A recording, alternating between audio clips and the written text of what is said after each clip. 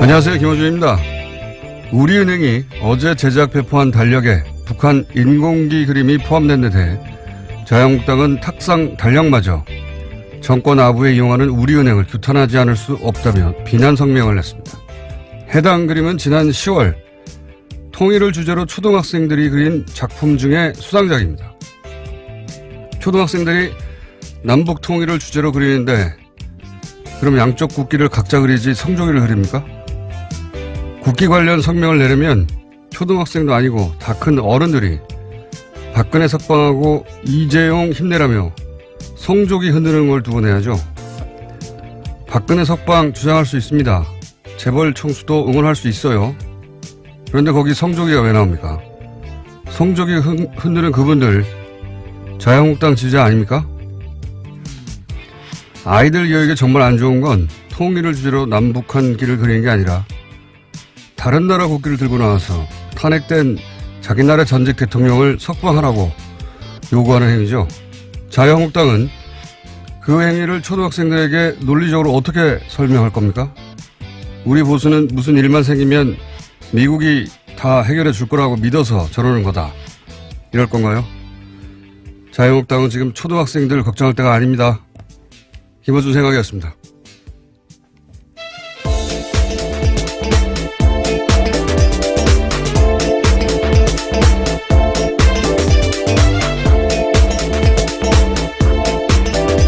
시사인의 김은지입니다. 네. 이 달력 보셨어요?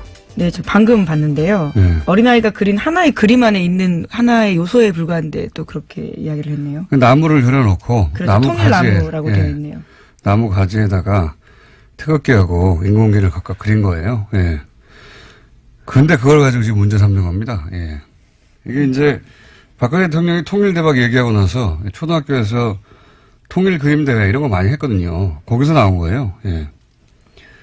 이거를 문제 삼는 게 저는 신기합니다. 신기한데 아이들이 정말 신기할 거는 이게 성조기예요. 박근혜 전 대통령이 미국 대통령이 아니잖아요.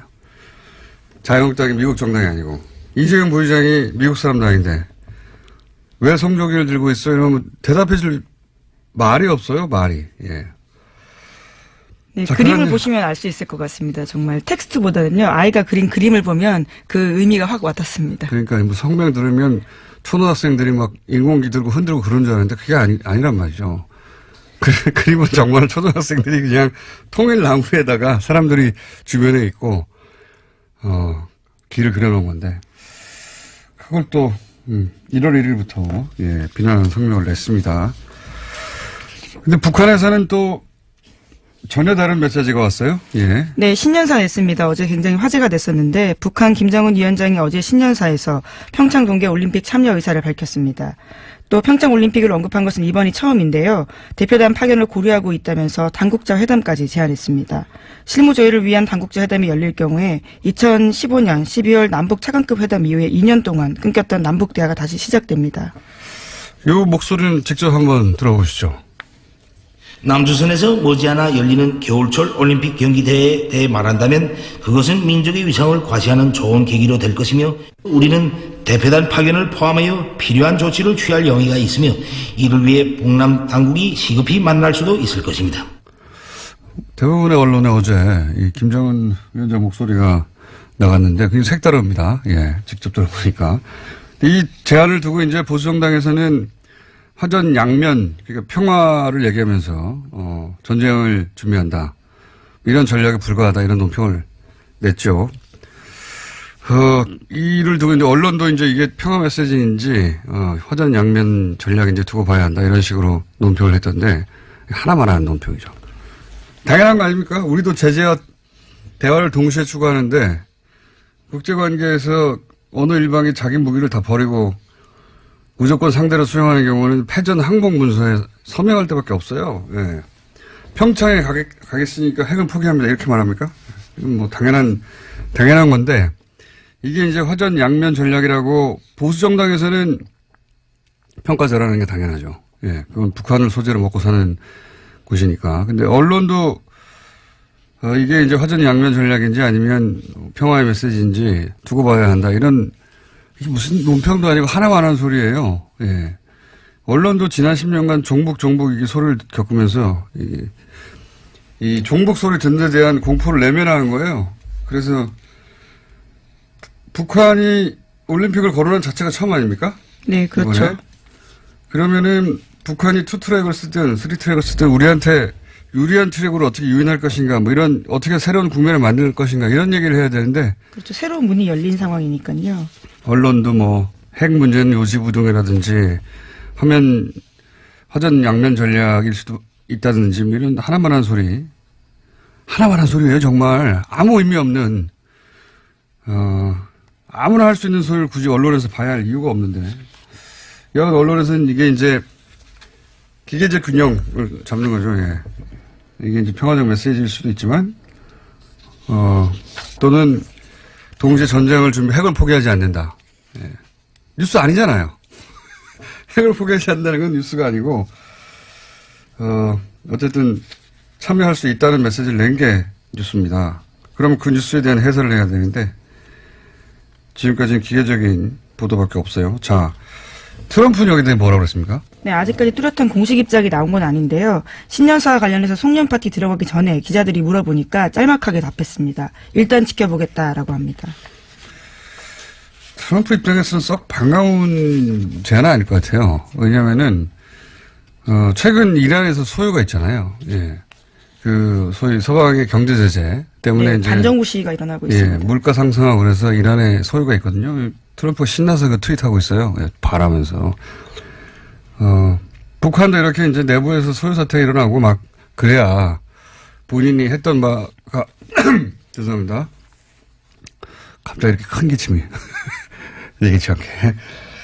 근데 멀쩡하게 이렇게 평창 참여하고 이러면은 본인이 했던 어떤 제재나 압박 혹은 작년 내내 얘기했던 게 실현이 안 되는 거잖아요. 구현이 잘. 예, 그런데 청와대에서는요, 6시간 40분 만에 환영 입장 내면서 이 환영 입장은 한미 간 협의를 거친 내용이다라고 밝히긴 했습니다. 협의는 거쳤겠죠. 그렇다고, 싫다고 말할 수는 없는 메시지 아닙니까? 근데 어쨌든 반갑다고 화가하지 않고 지켜보자고 한 거는 그다지 반갑지 않은 거죠. 예. 트럼프 입장에서는, 트럼프 메시지는 그렇고요. 관련 뉴스가 또 있나요? 네, 이 서양 언론에서는 북한이 화해의 손짓을 했다라면서 한국 정부에 대화를 요구했다라는 제목을 달아서 신년사를 보도했습니다. 또 중국 언론 같은 경우에도 김정은 위원장의 발언을 자세히 전하면서 한국이 제안했던 남북 군사당국 회담에 북한이 응할 가능성이 높다라고 덧붙였고요. 일본 언론 같은 경우에는 일종의 대화와 또 이 핵 관련된 위협 비중들도 같이 다뤘습니다. 일본 언론에서는 남북 대화가 순조롭게 이루어질지는 불투명하다. 예. 그렇게 보도를 했어요. 불투명했으면 좋겠죠. 일본 입장에서는. 그러면 북한 선수단이 만약에 참여하면 어떻게 됩니까? 이미 참여하지 않는다고 해서 라인업을 짜졌을 텐데. 네, 그렇죠. 북한 피겨 간판인 염대옥과 김주식조가 올림픽 출전권 따고도 포기한 바가 있습니다. 그래서 규정상 평창에 나올 수 없는데요. 하지만 IOC가 특별 조치를 하면 가능합니다. 와일드카드 받으면 메달에 도전할 수 있다라고 하는데요.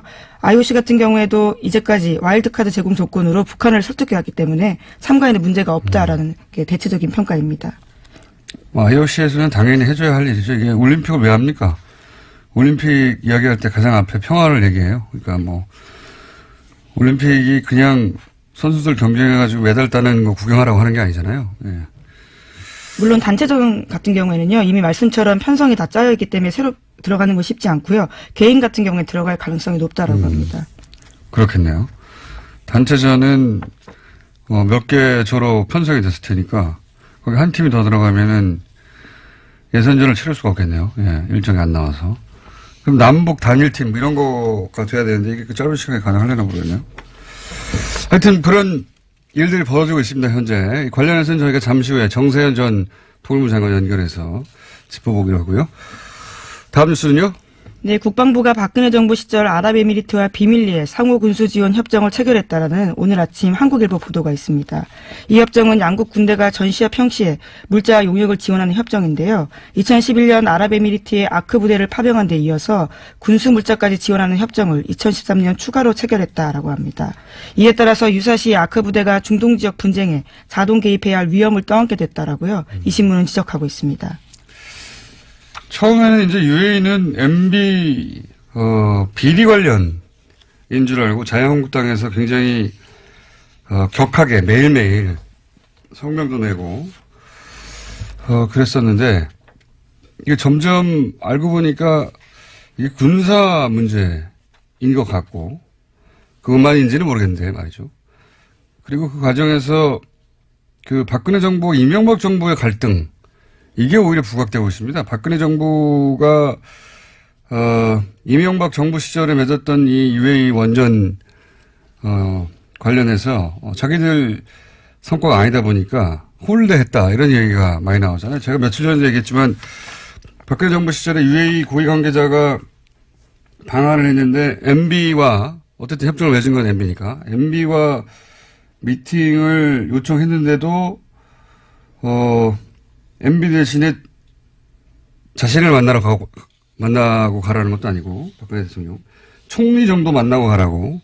그래서, 당시 그냥 가버렸다. 이런 얘기 제가 며칠 전에 잠깐 들었었는데, 언론에도 최근에 나오더라고요, 이제. 예, 오늘 아침 중앙일보가 그와 관련된 보도를 했습니다. 제가 일주일 전에 한 얘기입니다, 이거. 그런 일이 있었다고.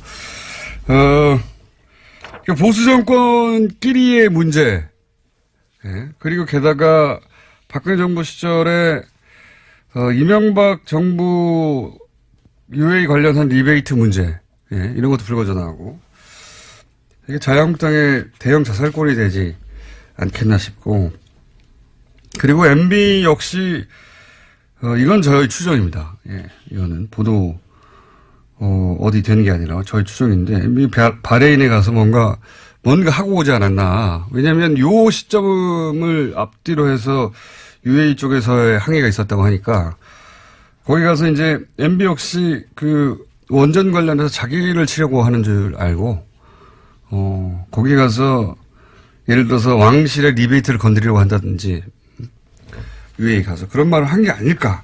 뭔가 이간질이 있지 않았을까라고 저는 추정하는 바인데 어쨌든 그렇게 촉발된 UAE가 결국은 박근혜 정부와 이명박 정부의 관련 문제들을 마구 드러내고 있어요. 예. 네, 그와 관련해서 이명박 전 대통령이 처음으로 입을 열었는데요. 어제 기자들과 만나서 임종석 청와대 비서실장이 아랍에미리트 특사로 간 것에 대해서 내가 말 안 하는 것이 국가에 도움이 되겠다라고 이야기했습니다. 본인에게 도움이 되겠죠. 본인에게. 이런 얘기 안 하는 게. 네, 그러고 나서요. 측근들과 신년 할애식까지면서도 이런 이야기를 했다고 하는데 내가 하면 폭로여서 이야기할 수는 없다라고 하고요. 이면 계약 의혹과 관련해서는 없다라고 짧게 이야기했다고 합니다. 예.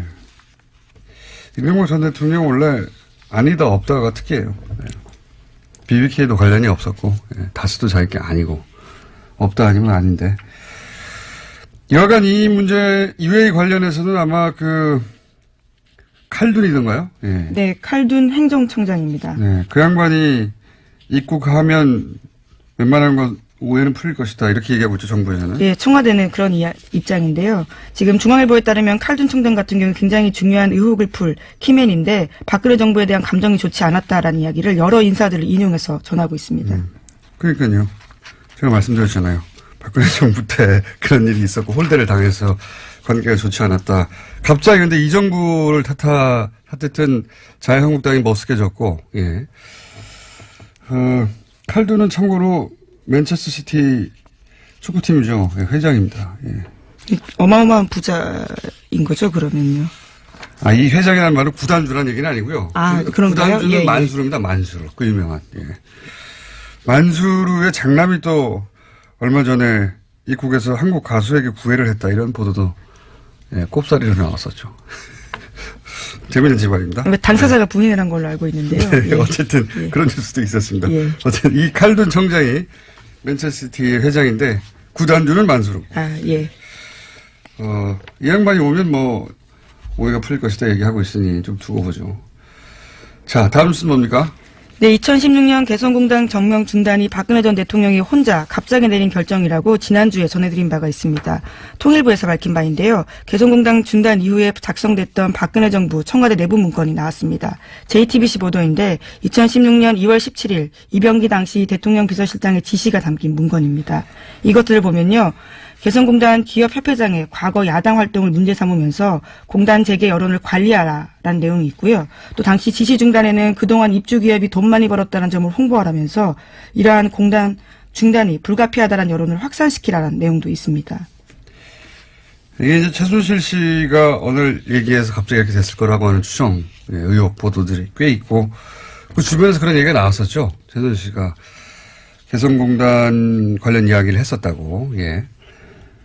근데 이제 여기에 대해서 소위 대통령 비서실장의 지시 중에 가장 치사한 것은 그동안 입주 기업이 돈을 많이 벌었다는 점을 홍보해서 예.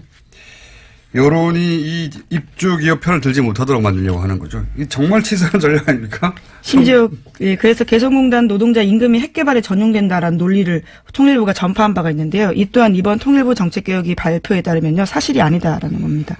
근거를 찾지 못했다라는 거죠. 저는 오히려 그거는 이해가 가요. 예. 이해가 잘했다가 아니라 그런 논리밖에 없었겠지 이해가 가는데 이 자국 기업에 마타도를 한 거 아닙니까? 청와대가. 예. 걔네들 돈 많이 벌었다고 해서 편들지 못하게 해 사람들. 이런 치사한 전략을 청와대 비서실장이 만들어내서 그걸 뿌렸다는 거 아니에요, 언론에. 당시 언론 뒤져보면, 특히 게시판에서 이런 여론 좀 많이 합니다. 돈 많이 벌었는데, 니네들, 이러면서. 댓글 알바들이, 댓글 부자들이. 그게 결국은 청와대 지시 사항이었다. 이런 거죠. 자, 오늘은 여기까지 해야 될 것 같습니다. 예. 왜냐면 저희가 인터뷰 2개가 연속으로 준비되거든요. 자, 시사인의 김은지였습니다. 감사합니다. 북한 김정은 위원장이 평창 올림픽 대표단 파견 가능성을 처음으로 언급했습니다. 올해 남북관계 까칠한 전세현 전 통일부 장관과 이야기 나눠보겠습니다. 안녕하십니까, 장관님? 까칠이 오랜만입니다. 네. 장관님 까칠하시죠? 자, 새해 복 많이 받으시고요. 예. 예, 새해 복 많이 받으세요. 이 신년사 나온 거 꼼꼼히 읽어보셨죠? 예, 김정은 예, 신년사. 꼼꼼히 읽어봤습니다. 한 두세 번 읽었습니다. 오랜 세월 이제 북한을 상대해 오셨고, 북한에서도 장관님을 꼭 뭐랄까요, 주요한 대화 상대자로 꼽는다고 하는데, 이번 신년사가 예년과 다른 점이 좀 있습니까? 우선, 남북관계 대남 파트에 상당히 시간을 많이 할애를 했어요. 예. 예. 일반적으로 신년사는 국내 문제 먼저 얘기를 하고, 그 다음에 대남, 대외 이렇게 세 파트로 나눠지는데, 예. 대남 파트가 작년에 비해서 상당히 분량이 좀 많습니다. 비율이. 그거는 남북관계 복원에 대한 김정은 위원장과 북한 당국의 의중이 실려 있다고 보는 거죠. 이 대표단 파견 가능성을 언급한 것은 단순히 이제 올림픽에 참여하겠다 이런 의미를 넘어서는 걸 텐데 어떻게 해석해야 됩니까? 왜 이런 발언이 나왔을까요? 남북관계 복원을 통해서 궁극적으로는 북미 관계 개선의 징검다리로 삼으려고 하는 그런 의도가 깔려있다고 봅니다, 저는. 그리고 이 얘기도 하더라고요. 올해가 이제 북한 정권 수립 70주년 행사가 있어서 중요하다. 이렇게 얘기를 하던데 이게 중요합니까, 북한에? 중요하죠. 70주년 더구나 칠순 아닙니까? 예. 사람에게도 칠순잔치는 대단한 건데, 그래서 지금, 그러면서 뒷부분에 가서는 또 남쪽에서는 겨울올림픽 행사가 있다. 예. 이건 민족적인 경사들이다 하는 그런 식의 표현을 썼어요. 예. 그 얘기는 그러니까 평창올림픽이 열리는 2월부터 자기네 정권 수립 70주년 기념일 되는 9월 9일까지는 좀 조용히 지내자는 뜻이에요. 아하. 축제로 만들자 하는 얘기입니다. 그래서, 문재인 정부가, 하기에 따라서는 금년은 우리 국민들이 좀 전쟁 불안 없이 전쟁 공포 없이 살 수 있는 그 상황이 올 수도 있겠다 하는 희망을 가져봤습니다. 어저께 그걸 읽으면서. 그렇군요. 그러니까 들으면서. 평창 올림픽 남쪽에서도 축제가 있으니 우리도 9월에 축제가 있는데 서로 좀 조용히 지내자 이런 메시지가 깔려 있다. 예, 그러면서 남북 관계를 그 와중에 남북 관계를 복원을 해서 북미 대화, 미북 대화로 건너갈 수 있는 어떤 계기를 만들려고 하지 않겠나 그런 생각이죠. 이게 이제 북한의 대남 혹은 대미 전략이 수정됐다고 할 정도의 메시지인가요? 최근까지는 흔히 이제 통미봉남, 미국과는 대화하고 남한은 외면해 왔는데 이게 이제 그런 전략을 했다고 봐도 좋을 정도의 메시지입니까? 그동안에 뭐 통미봉남이라는 것은 이제 미국하고 대화를 하고 우리는 거기 끼지 못하는 것이 통미봉남인데 예. 미국 일치에 불응했기 때문에 예. 통미봉남은 없었죠. 다만 작년 말까지 북한은 남북 대화를 접어놓고 남북관계 개선 접어놓고 미국을 상대로 해서 최후의 압박을 가하겠다는 그런 전략을 수립하고 추진해 왔었습니다. 그래서 결국 11월 말에 ICBM 발사를 끝내고 핵무력 완성, 국가 핵무력 완성을 했다고 선언을 했죠. 그러니까 그러고 나서 핵무력 완성했으니까 금년부터는 대화로 문제를 풀겠다. 그리고 대내적으로는 경제 발전 5개년 전략의 3천년입니다. 지금 금년도가. 네. 경제에 주력하겠다. 핵 경제 병진 노선에서 이제 경제 방점이 찍히는 그런 그 대내 정책을 추진하기 위해서는 남북관계 개선을 통해서 미북 대화도 가능한 상황을 만들어 나가야 되는 그런 상황이죠. 그러니까 북한의 입장에서는 자기들이 사실상 핵 보유국이 됐다고 자평하면서 핵 억지력은 확보됐으니까 이제 이 경제 문제를 풀고 남북 문제도 풀어보자 이렇게 나오는 거라고 봐야 되는 겁니까? 그렇죠. 네. 어허. 대내적으로 뭐 핵단추가 자기 책상 위에 있다고 얘기를 했는데 그건 어떤 언론에서는 그걸 위협이라고 해석을 하던데 위협이라기보다는 북한의 말은 위협이라기보다는 이게 일종의 핵 억지력을 확보했다는 뜻으로 해석을 해야 된다고 봅니다. 북한의 말을 끝까지 들어봐야 돼요. 연설의 신년사 뒷부분에 가면은 예. 미국이라고 지칭은 하진 않았지만은 핵을 가진 국가가 북한을 상대로 해서 핵을 쓰려고 하기 전에는 북한은 먼저 핵을 쓰지 않는다는 얘기를 했어요. 핵 선제 불사용이죠. 예. 그다음에 핵을 가지고 다른 나라를 위협하지도 않겠다는 얘기를 했는데 바로 그 핵단추 얘기는 그거하고 연결이 되어 있습니다. 그러니까 간단히 말해서 미국이 북한을 핵으로 위협하려고 그러면은 우리도 가만히 있지 않겠다. 아무 때나 누를 수 있다는 얘기인데 그 얘기는 핵 국가로서 인정을 하고 회담을 하겠다 오면은 자기들은 나가겠다. 그때까지는 기다리겠다. 그건 뭐 미국이 알아서 결정하라. 그런 메시지죠. 그러면 이렇게 생각할 수도 있겠네요. 북한 입장에서는 올해가 70주년인데 70주년 되기 전까지는 핵 개발을 완료해서 핵 억지력을 확보하고 사실상 핵 보유국이 되겠다는 계획하에 작년에 유난히 이제 그 핵실험이 많았지 않습니까? 발사도. 그렇게 해놓고 이제는 완성됐으니까 좀 여유를 가지고 우리는 핵 보유국이다. 이제 뭐 평창 올림픽에도 참여할 수 있다. 이런 유화 정책으로 나온다. 이렇게 전체적으로 보면 되겠군요. 그렇죠. 바로 그겁니다. 그러니까 북한은 그걸 전략적 지위를 확보했다는 표현을 써요.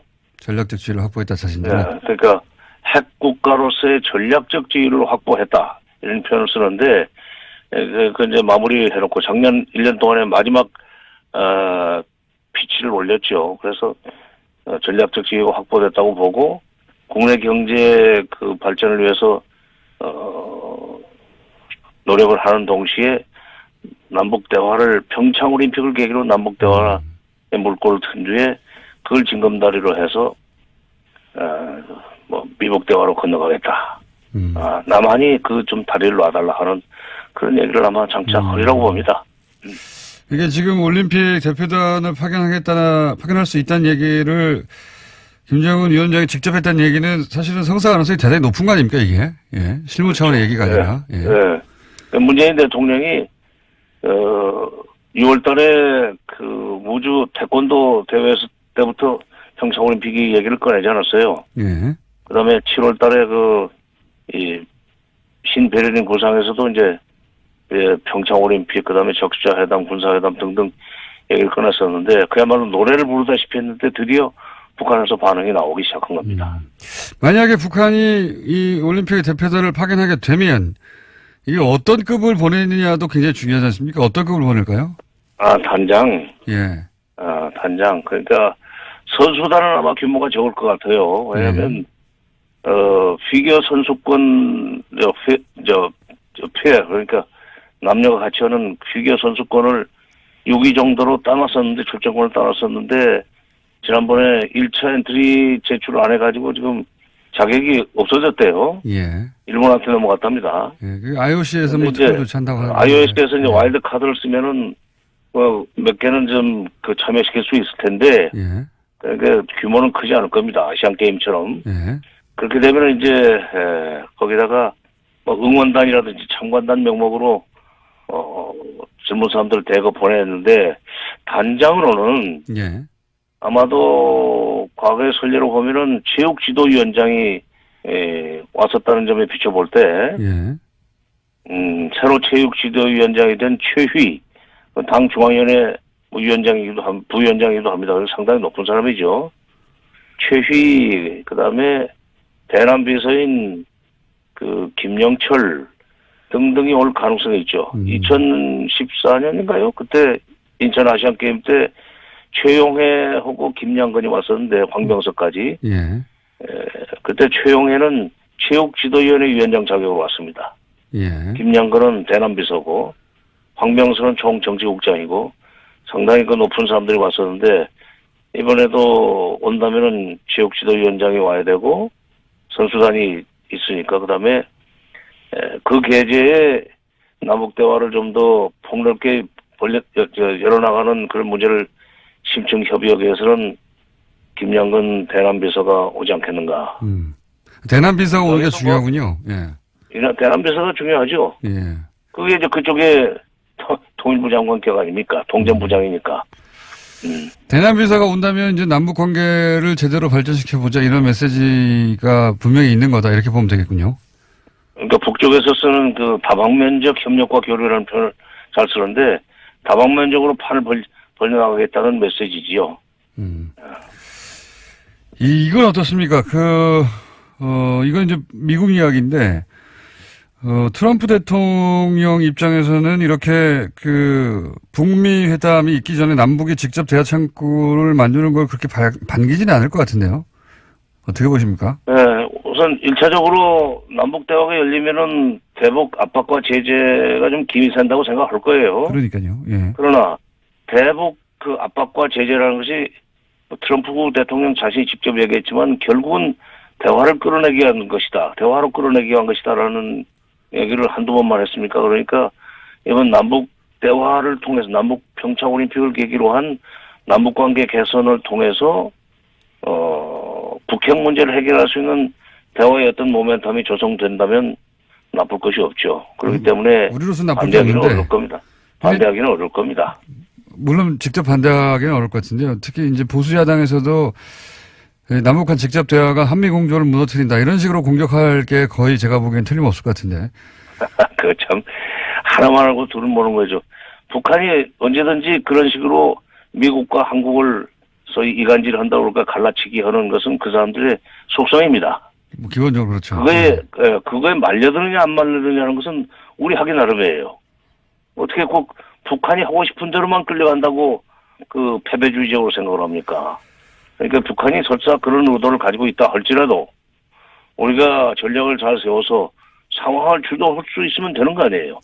그러기 위해서 지금 미국하고 이미 지금 협의를 해가지고 북한의 발표가 나온 뒤에 6시간 지난 뒤에 환영 입장을 표명하지 않았습니까? 그러니까 무슨 한미동맹을 깨뜨리기 위해서 하는 거다. 거기 이용당할 것이다 하는 식으로 하는 것은 반대를 위한 반대에 불과하고 전체 그림을 못 보는 그야말로 근시안적인 그런 이 태도죠.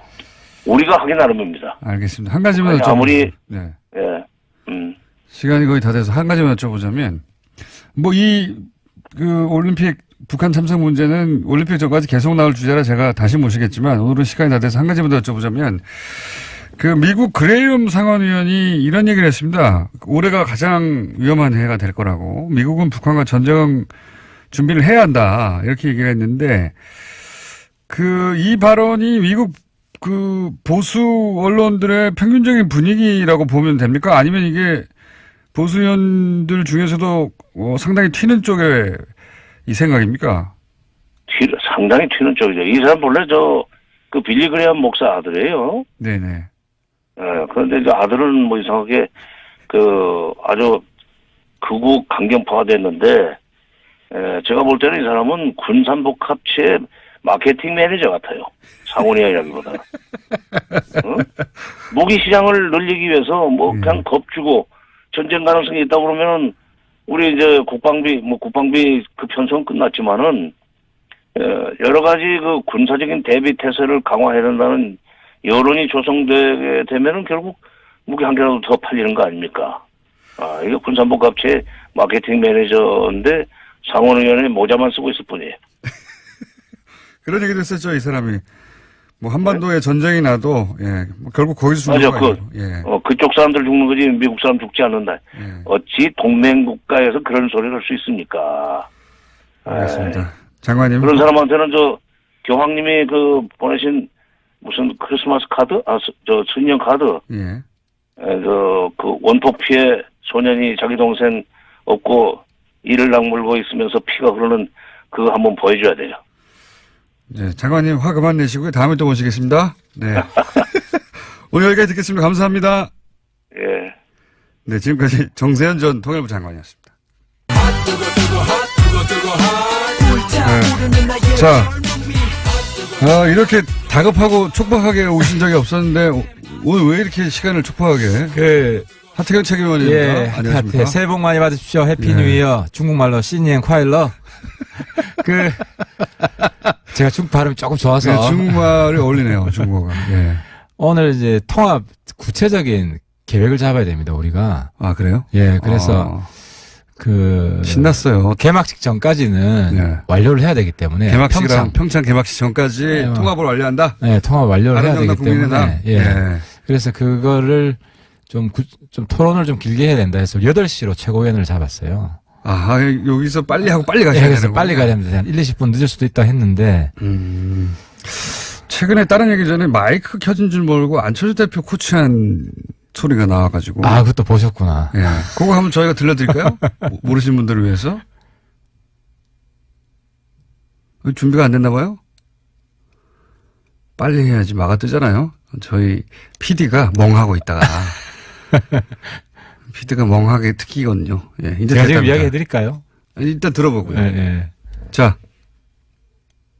안 후보께서 대표가 되면은 합당 추진은 없는 겁니까? 저는 하지 않겠습니다. 국민의당 입장에서 통합이나 선거연대가 가능한 정당이라고 보십니까?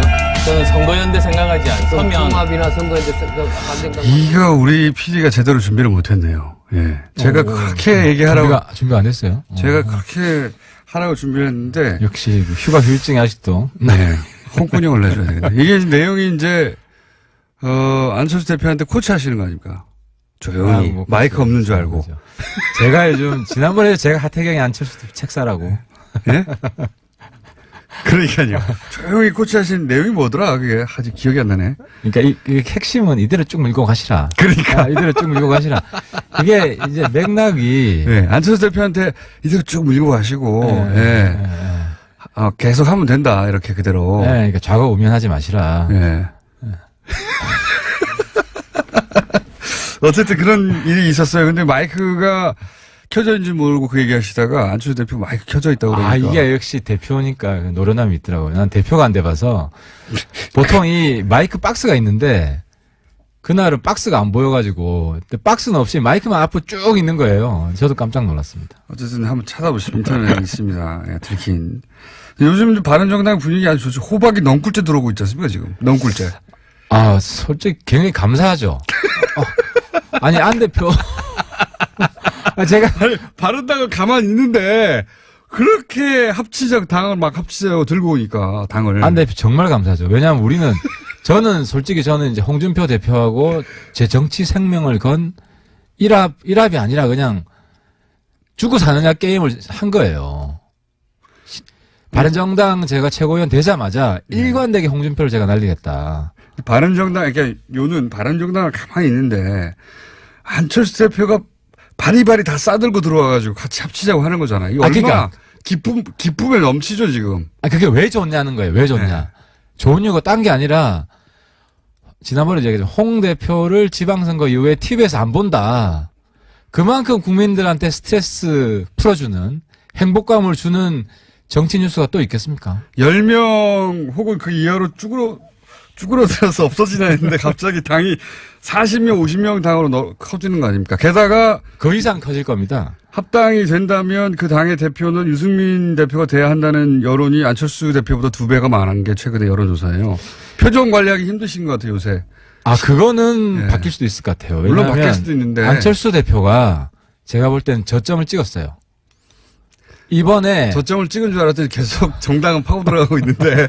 그러니까 6에서 찍은 줄 알았더니 사까지 그러니까 파고 지금 들어갔잖아요. 안 대표 인기가 그 국민의당 내에서는 떨어지고 있는지 모르겠는데 바른정당 내에서는 굉장히 올라가고 있어요. 아니, 그러니까 보수 지지층의 그 환호를 받죠, 당연히. 왜냐면 적어도 중도 진보 정도의 성향이라고 생각했던 정당을 이끌고 지금 바른정당 지지자들 혹은 바른정당에서 보기에는 사실상 품에 안기는 거 아닙니까? 보수뿐만 아니라 예. 지금 보수 지지층 중에도 민주당 쪽으로 간 사람이 굉장히 많아요. 어쨌든 신나죠, 네. 요즘. 그러니까 그 양쪽을 얼굴에 다 그냥 웃음이 활짝 피었어요. 그리고 게다가 이게 초반에 얘기 나올 때만 하더라도 굉장히 조심스러우셨잖아요. 혹시 왜냐하면 합당 안 하려고 그랬어, 솔직히 저는. 초를 칠까봐. 아니, 초를 치는 게 아니라 네. 저는 일관되게 선거연대주의자였는데 그 이유가 뭐냐면 네. 우리 당 지지자들 내에서 박지원 대표 거부감 있는 분들이 굉장히 많아요. 그러니까요. 저는 없어요. 근데 제가 그걸 무시할 수 없기 때문에 합당을 이야기할 수가 없었던 거예요. 근데 지금 그래서 알아서 박지원 그러니까 정동현 천정배 나가라는 식의 제스처를 알아서도 해주니까. 그게 아니고 박지원 대표가 이 합당에 대해서 결사 반대를 해주시니까 네. 우리 정당 지지하는 사람들이 이 합당에 대한 거부감이 없어진 거예요. 그러니까 박지원 대표가 반대하는 당이잖아요. 그러니까 논리적으로 박지원 대표가 이 당에 안 온다. 저는 그래도 모시고 싶어요. 저는 그 지혜를 안 온다가 아니라 박지원 대표뿐만 아니라 뭐 정동현 천정배 혹은 호남 중진 혹은 호남 이외에도 이 합당에 반대하는 분들 그분들을 안고 갈 생각이 안철수 대표가 없으니까 기본적으로 처음부터 없다 보니까 바른정당 입장에서는 만약에 박지원 대표까지 안에 들어오면 굉장히 곤혹스러운데 지금 안 대표 속마음 모르겠지만 어쨌든 네. 그분들이 다 털고 온다니까 안 가겠다고 도와주니까 그러니까 안 대표도 속으로는 좋아할 거예요. 박지원 대표랑. 바른정당이 받기 쉬우라고 이분들 털고 가는 거예요. 안철수 그러니까 대표 이제 입장에서는 공장장님은 자꾸 이게 털고 간다고 말씀하시는데 털고 가는 거죠. 제가 볼 때는 박지원 대표가 이거 가지고 본인 정치 장사를 하신 거예요. 윈윈이야. 박지원 지금 이 이슈에 있어서 제일 뜬 분이 박지원이거든요. 근데 그게 네. 역설적으로 우리 통합에 있어서도 촉매제가 된 거다. 그러니까 저는 박지원 대표가 너무 감사한 게 본인도 좋고 통합에도 좋고 이런 상생의 정치를 이 국면에서도 하신다는 게 감사한 거죠. 바른정당은 모든 게 만족스러운 겁니다, 지금. 반으로 설사 쪼그라들어도 20명 이상이 오죠. 게다가 보수 지지자들이 이제 흔쾌히 받아들일 수 없는 그 호남 중진들이나 혹은 이 합당에 반대하는 분들은 떨어져 나갈 것 같죠. 그러면 한 30여 명 정도 가지고. 아니, 그분들이 네. 기존에 했던 거 속죄를 하시고. 속죄요? 속죄를 하시고 통합에 밑거름이 되겠다 하면은 제가 또 열심히 구명운동할 마음도 있습니다. 이거 얼마나 여유 있어졌습니까? 그전에는 우리 없어진다 그러다가 갑자기 당이 3배로 늘어나는데. 그러니까 정치가 모르는 거라니까요. 그런데 이 호남 중진들 혹은 이 합당 반대하는 분들이 이 합당 시도를 이 보수 야합이라고 부르는 거는 이해를 안 가세요? 보수 야합이라고 부르잖아요, 그쪽에서는. 이렇게 한번 이 시청자분들이랑 보시면 좋을 것 같은데 유승민 대표가 제가 이 이야기하면 인정 안 할 텐데요. 사회 경제적 이슈에서는 굉장히 좌파예요. 그러니까 진보적인 면이 대선 있죠. 때 그때 대부분 정의당이랑 심상정이랑 뭐가 다르냐? 대부분 굉장히 보수적이고. 굉장히 네. 진보적이고 북한 문제에 있어서는 굉장히 강경한 네. 상황이에요. 근데 극우적입니다. 북한 문제는 거의. 근데 북한 문제 있는데 지금 핵 네. 용인해야 된다고 국민의당에서 얘기하는 사람 아무도 없어요. 이게 아까 좀 전에 정세현 우리 이렇게 야합이라는 저쪽의 시각을 이해가 안 하시냐고. 야합이 아니라는 거지. 네. 왜냐면 우리 다 투명하게 다 공개해서 물밑에서 우리가 뭐 하는 게 있어요. 어제 이명박 전 대통령 신년 할애가 있지 않습니까? 거기에 바른정당 의원도 몇 번 가셨는데 누구 가셨는지 아십니까? 뭐 솔직히 저는 관심이 없어요. 저 고전에 네. 제가 좀 야합 좀 해보려고 귓속말을 해더라도 다 공개되는 세상에. 아니 생각해보세요. 이명박 전 대통령 시절에 국정원이 김대중 전 대통령 노벨상 취소 공작이 있었잖아요. 근데 바른정당 왜 천인 공날 일이죠. 그거는 근데 반전을 해야 바른정당 됩니다. 의원들이 이명박 전 대통령 신년 할애를 가고 안철 대표하고 합당 찬성파는 이호 여사한테는 인사 안 가고 이거 보면은 지금 아니, 저쪽에서 근데 야합이라고 하는 게 이해가 가지 않습니까? 정치가 아무리 이해관계에 따라 변한다고 하지만 네. 옛날 같이 했던 사람 요즘 사정이 좀 어렵다고 안 가는 것 그건 정치인의 도리가 아니죠. 아니 저는 MB랑 정치를 같이 안 한 사람이기 그럼 때문에. 안철수 대표 쪽이나 합당파가 이호 여사한테 안 간 거는요? 바른정당이 이호에서 안 찾아간 거? 아니요. 바른정당이 이호 여사 안 찾아간 건 당연한데 예. 안철수 대표나 합당에 찬성하는 분들이 이호 여사한테는 어제는 안 가고 박지원 대표는 갔는데 안 대표가 안 갔어요? 박 전 대표는 병원 때문에 못 가신 걸로 알고 다른 합당 반대파들은 가고 찬성파들은 안 갔다 이거죠. 그건 내가 안 대표 만나면 다시 네. 귓속말로 좀 늦었지만 다시 가시라. 그런데 이 정당에 소속된 오랫동안 김대중 전 대통령을 정신을 기린다고 하는 의원들이 이명박 대통령 할애 가는 바른정당하고 합친다는 게 야합이라고 생각되죠. 합당이 되면 네. 안 대표가 못 챙기는 일 제가 다 챙기겠습니다. 뭐 이호 여사뿐만 아니라 김대중 대표도 그렇고 네. 호남이 홀대받지 않는다. 정말 호남이 존중받고 제가 지금 그래서 법안도 하나 준비 중이에요. 이번 5.18 특별법 중에 네. 빠진 게 있는데 5.18에 대해서 종북몰이 한 게 있어요. 정부가 협력해서 그런 부분들 진상 규명하는데 또 네. 하태하태가 앞장서고 영남에서 이렇게 대놓고 호남 편드는 사람 정치인 쉽지 않아요. 최근 몇 개월 사이에 가장 얼굴이 밝으십니다. 우리 당 장사 잘 된다 그러면서 갑자기 신나셨겠어요. 합당 찬성파가 호남과 거리두기를 하고 있는 건 맞아요. 지금 국민의당에 합당 찬성파가. 그리고 호남과 적정한 거리를 두고 보수 지지자층이 싫어하는 국회의원들은 털어내고 그리고 합쳐서 중도 보수 가고 그런 다음에 이제 얼마 안 있다가 지방선거 끝나고 나서 자유한국당이 뒤지부진하면 거기 일부 좀 흡수해가지고 자유한국당보다 더 큰 정당이 되겠다. 이거 아닙니까? 그러니까 바른정당이 네. 호남 분들 최대한 끌어안으려고 노력할 겁니다. 그러니까 우리는 좀 다르잖아요. 하태경은 네. 기존에 안에서 싸우는 사람들하고 다르기 때문에 우리가 누구하고 다르다는 겁니까? 부족한 점. 네. 그건 그러니까 지금 국민의당 안에서 감정이 안 좋. 예를 들어서 지금 네. 한국당에 가신 분들, 네.